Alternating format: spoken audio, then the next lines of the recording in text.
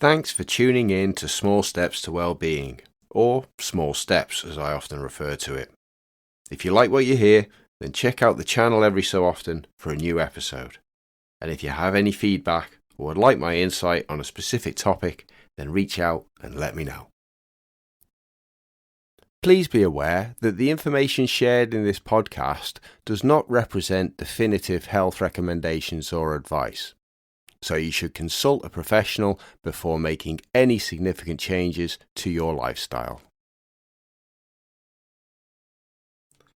Hello and welcome to another episode of Small Steps with me, your host, Stephen Davis from Interactive Therapy.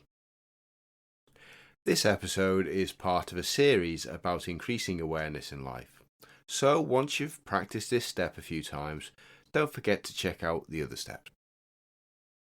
So, just to clarify, when talking about awareness, I'm referring to knowledge or perception of a situation or fact. In the past episodes, we focused a little more on awareness of things external to us. But in this step, I'd like to shift that focus internally. So what I'm going to be asking you to do in this small step is to consider the following question. What do you know or perceive about yourself? While this may sound like a pretty straightforward question, I'm going to spend a few minutes breaking it down, with the intention to highlight that what we think we know or perceive about ourselves may, at least at times, be as prone to confusion, bias, or distortion as what we think we know or perceive about the world around us. Let's start the exploration with focus on what we know about ourselves. There may be a few facts about ourselves that are unchanging. For example, we know what day we were born, and we may also be aware of the location of our birth and who our biological parents are. These things cannot be manipulated, at least not legally. This may then also lead us to know what nationality we are, either based on the country we were born in or based on the nationality passed down to us by our parents. But after this point, knowledge about ourselves can start to diverge from fact. For example, not everyone uses the name they were given by their parents.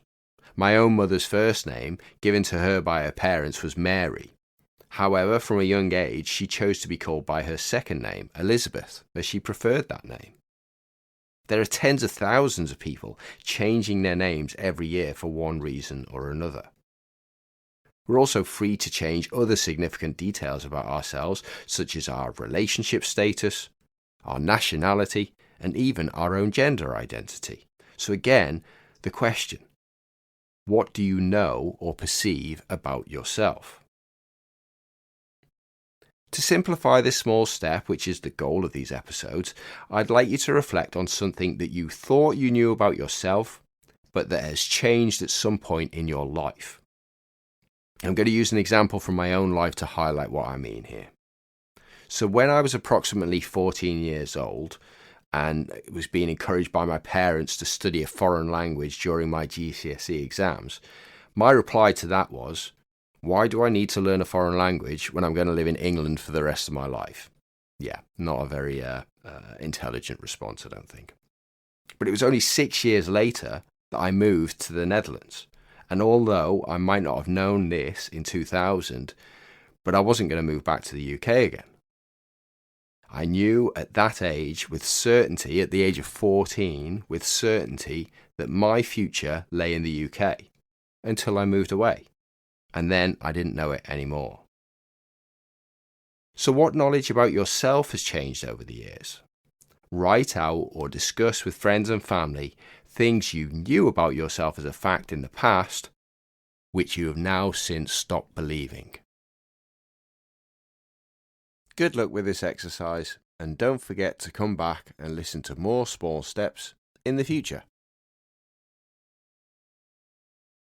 Thanks for listening to Small Steps to Wellbeing. I hope you will be able to make use of the information and exercises in this podcast on your own pathway to well-being.